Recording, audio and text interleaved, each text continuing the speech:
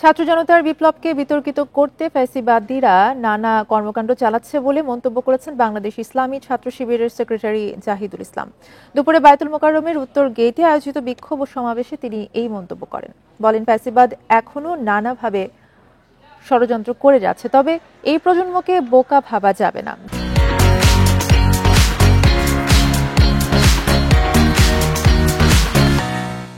জাহিদুল ইসলাম বলেন, ২০০৬ সালে এই বায়তুল মোকাররমেই ফ্যাসিবাদের সূচনা হয়েছিল। সেই ধারা অব্যাহত রেখে বিডিআর হত্যাকাণ্ড, শাপলা চত্বরের হত্যাকাণ্ডের মাধ্যমে ফ্যাসিবাদ কায়েম রেখেছিল তারা।